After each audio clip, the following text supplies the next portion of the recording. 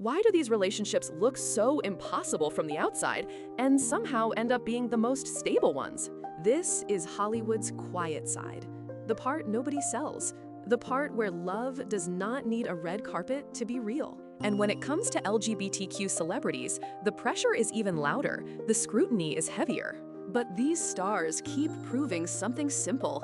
Real love does not always shout. Sometimes it just stays. Angel Hayes and Ireland Baldwin come out swinging in 2014, and fans immediately lock in. The romance is confirmed. The attention hits fast, but then the noise starts. People try to turn their relationship into a conversation about race, about gender, about everything except the actual couple, and Ireland Baldwin shuts it down hard. She goes to Twitter and makes one thing clear. It is nobody else's business. She calls out reporters. She pushes back on the twisting. And suddenly, the story is not gossip anymore. It is boundaries. It is protection. It is two people deciding that being happy matters more than being consumed. Then comes B, Dee Wong and Richard John Fredrickson. No big spectacle, no giant rollout, just a long-term partnership that finally turns into marriage in October 2018. Fredrickson thanks friends and family on Twitter. He calls it one of the happiest days of his life. He praises Wong. And that energy says everything. This is not a headline chasing a moment. This is a life built carefully, quietly, and on purpose. And then you get Jodie Foster and Alexandra Hedison. Two-time Oscar winner, massive career, huge public attention. But at home, it is intentionally private. Foster keeps her relationship protected. She keeps family first. She even says she chooses roles sparingly so she can actually be present for her children. Because if she takes back-to-back films, she is gone too much. That is the shift right there. The world wants constant output. These couples want a real life, and the real life keeps winning. Jesse Tyler Ferguson and Justin Makita take it even further. They do not just marry, they make the wedding matter. They donate all their wedding gifts to tie the knot. Ferguson founds the organization to support LGBTQ equality around the world, so the whole day becomes more than romance. It becomes purpose, a celebration, yes, but also a statement. Then Ricky Martin and Juan Yosef arrive with that same quiet confidence. Martin is already a global superstar. Yosef is an artist with his own serious name, born in Syria, raised in Sweden, living between London, New York, and Los Angeles. So this is not one person orbiting the other. This is two fully formed lives meeting in the middle.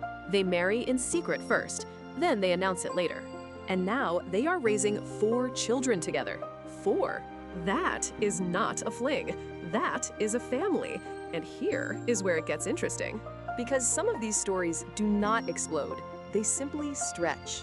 George Takei and Brad Altman wait an unbelievable 27 years before marriage is even legal for them. 27 years! That is not just patience. That is endurance. Altman even takes Takei's surname. Takei jokes about arguing over it. Altman wants to become a Takei. They even consider hyphenating. And finally, they settle on the name change. That kind of commitment does not happen by accident. It happens because love survives the waiting. Lance Bass and Michael Turchin keep that same energy. They date for 3 years before the wedding. Bass has been dreaming of his own special day for a long time. And when it finally happens, he does not keep it hidden. The wedding becomes a reality TV event. Lance loves Michael. The ceremony goes out to the world. Loud, proud, and impossible to miss. But not every love story needs to be loud to be strong.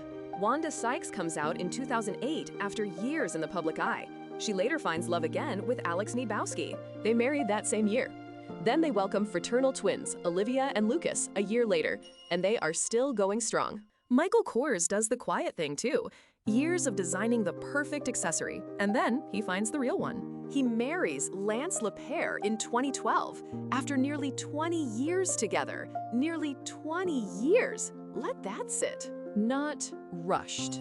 Not performative. Just two people who keep choosing each other until the choice becomes official. Jillian Michaels and Heidi Rhodes start with obvious chemistry and move fast behind the scenes. They marry in 2016. They have 2 children. Later, they separate. But even then, the story does not turn ugly. They stay on good terms. They share joint custody, and that matters because not every ending has to become a war. Lily Tomlin and Jane Wagner take stability to another level. 42 years married. 42! Tomlin speaks openly about being proud of the LGBT community and about how much has changed. Her love story does not just survive Hollywood, it outlasts what most people think is possible. Melissa Etheridge and Linda Wallem begin as best friends. That is the first clue. Etheridge says this is the first time she has ever done it that way. Not chaos, not instant fireworks. Friendship first, then love. And she calls Wallem her biggest inspiration. She brings her work home. She plays songs. She asks for opinions. That is intimacy. That is trust. Elliot Page and Emma Portner look like a power pair from the start. An acclaimed actor, a successful dancer and choreographer. Both talented. Both rising. Both shining. But even power pairs can change shape. They divorce in January 2021. And Jim Parsons and Todd Spiewak show a different kind of ending to the waiting game. 17 years of dating, then a simple ceremony. Parsons says it means more in the moment than he expected, more than afterward, more than he ever saw coming. And that is the real lesson in all of this. Love in Hollywood is not about looking perfect. It is about surviving pressure, surviving timing, surviving everybody else's opinion. The couples that last are not the loudest. They are the ones who build something real before the world ever gets a vote.